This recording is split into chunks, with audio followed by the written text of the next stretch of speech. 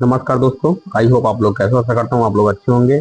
आज का हमारा टॉपिक जो कि होने वाला है वेल्डर ट्रेड के ऑब्जेक्टिव क्वेश्चन, जो कि 2026 में आगामी परीक्षाओं में आईटीआई हो गया या सेल हो गया या भेल या मातृ हो गया, इनमें पूछे वाले क्वेश्चन हम लेके आए हैं। ये टॉप 20 क्वेश्चन है। आशा करता हूँ वीडियो में यहाँ तक बनाना। चलता हूँ क्वेश्चन की ओर। क्वेश्चन अच्छे से पढ़ना तभी समझ में आएगा क्वेश्चन क्या कह रहा है। ठीक है, पहला क्वेश्चन देखते हैं।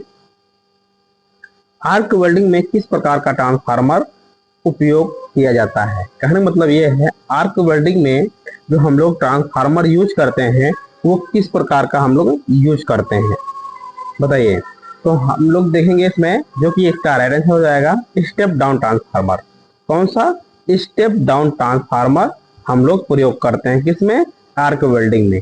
ठीक है, नेक्स्ट क्वेश्चन है, आसान वेल्डिंग के लिए कौन सी स्थिति लाभदायक प्रदान करती है?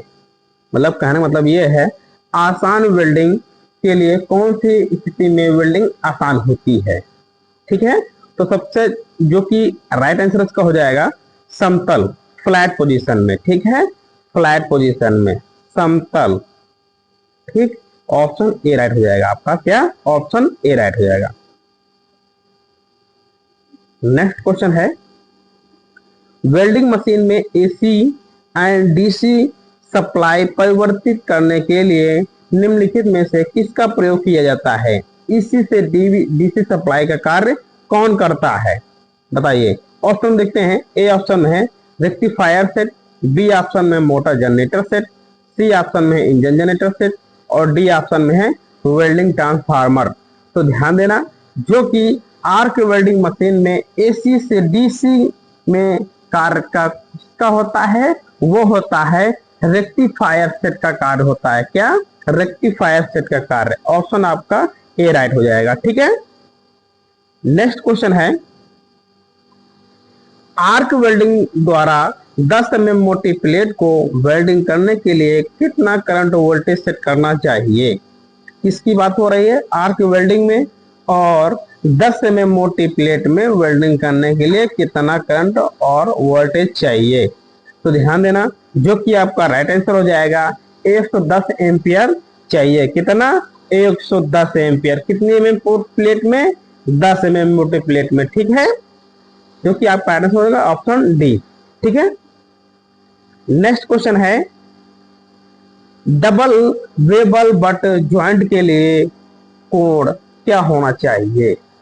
जो कि बट ज्वाइंट बनेगा तो उसमें दो जॉब लगता है। ठीक है, उसमें जो चेम्फर का कोण होता है वो कितना कोण होना चाहिए? तो ध्यान देना, जो कि आपका राइट आंसर हो जाएगा ऑप्शन ए, 45 डिग्री का एंगल होना चाहिए। ठीक है, 45 डिग्री का एंगल होना चाहिए। ऑप्शन ए राइट हो जाएगा। नेक्स्ट क्वेश्चन है, ग्रुप वेल्डिंग ऊर्ध्वाधर स्थिति में परिभाषित किया गया है, बताइए। मतलब 1G होगा या 2G होगा या 3G होगा या 6G होगा? ऊर्ध्वाधर ग्रुप वेल्डिंग की बात हो रही। ठीक है, बट ज्वाइंट की ऊर्ध्वाधर स्थिति की बात हो रही। तो ध्यान देना, जो कि आपका राइट आंसर हो जाएगा ऑप्शन सी, 3G वेल्डिंग हो जाएगी। क्या? 3G। ऑप्शन सी राइट हो जाएगा। नेक्स्ट क्वेश्चन है, यह क्वेश्चन बहुत बार रिपीट हुए हैं इंटरव्यू में और परीक्षाओं में, बहुत बार रिपीट हुए हैं। नेक्स्ट क्वेश्चन है, निम्नलिखित में से कौन सी आग में सहायक नहीं करती है? मतलब कि जो कि आग में सहायक नहीं होती है वह हम बताएंगे। ठीक है, तो क्या हो जाएगा? नाइट्रोजन। आग बुझाने में सहायक नहीं होती है, क्या हो जाएगा? नाइट्रोजन। ऑप्शन आपका डी राइट हो जाएगा। नेक्स्ट क्वेश्चन है, पोलरिटी क्या है? बहुत बार क्वेश्चन रिपीट हुआ, पोलरिटी क्या है? तो ध्यान देना, पोलरिटी एक करंट की दिशा बताता है, जिसको हम लोग करंट की दिशा बोलते हैं। ठीक है, उसी को हम लोग पोलरिटी बोलते हैं। ठीक है, ऑप्शन आपका बी राइट हो जाएगा। नेक्स्ट क्वेश्चन है, ड्राइंग में दिखाए गए वेल्डिंग लेवल का कारण क्या प्रभाव पड़ता है? कहने का मतलब है, वेल्डिंग में लंबे चाप के कारण क्या प्रभाव पड़ता है? यदि वेल्डिंग करते समय लंबा चाप हम देंगे तो उसमें क्या प्रभाव पड़ेगा? तो ध्यान देना, जो कि आपका राइट आंसर हो जाएगा, ऑप्शन सी हो जाएगा, कम पेनिट्रेशन होगा।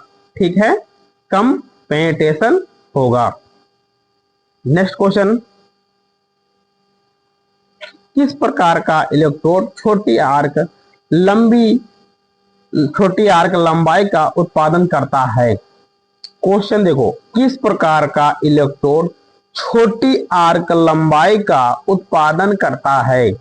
जो कि आपका राइट आंसर हो जाएगा, हाईवी कोटेड इलेक्ट्रोड। क्या हाईवी कोटेड इलेक्ट्रोड क्या करता है? वह छोटी आर्क और लंबाई का उत्पादन करता है। कौन सा? Heavy coated electrode. ठीक है, ऑप्शन आपका ए राइट हो जाएगा। नेक्स्ट क्वेश्चन है, किस प्रकार की आर्क की लंबाई गहरी पेनिट्रेशन वेल्ड पैदा करती है? किस प्रकार की आर्क की लंबाई गहरी पेनिट्रेशन कम पैदा करती है?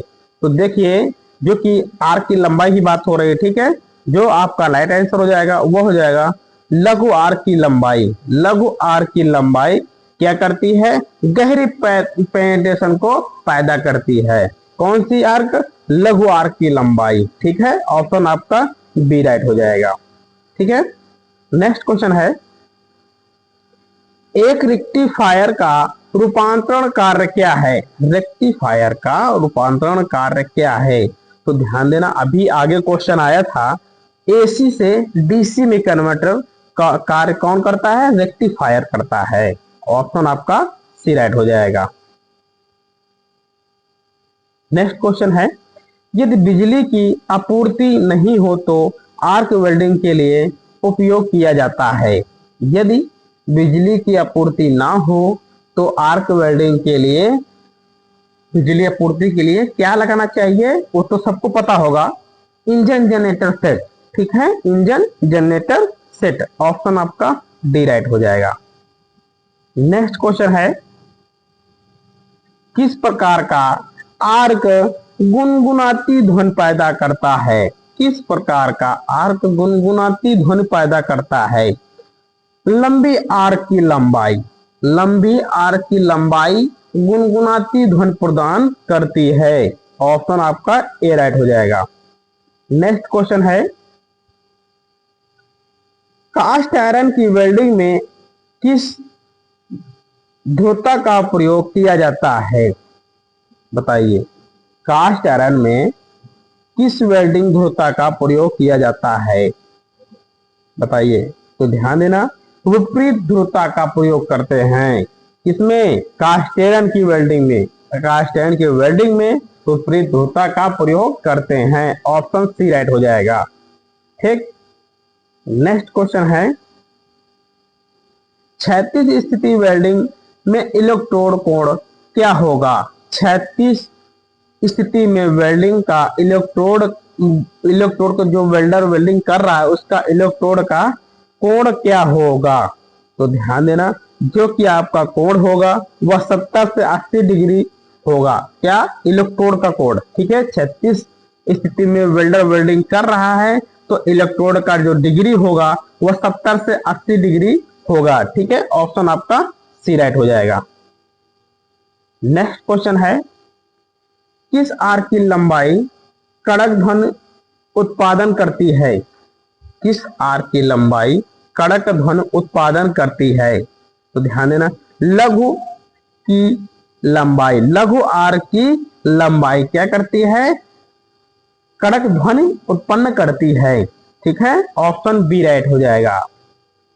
नेक्स्ट है, आर्क वेल्डिंग में उपकरणों को एसी से डीसी में बदलने पर कौन सा दोष उत्पन्न होता है? कहने का तात्पर्य है, आर्क वेल्डिंग में एसी से डीसी बदलने का कार्य मतलब दोष कौन से उपयोग करते हैं? तो देखिए, आर्क ब्लो। ठीक है, इसमें क्या हो जाएगा? Arc blow. ऑप्शन आपका ए राइट आंसर हो जाएगा। ठीक है, आई होप ये क्वेश्चन अच्छे लगे हो तो लाइक करना, दोस्तों में शेयर करना। मिलते हैं नेक्स्ट वीडियो में। धन्यवाद।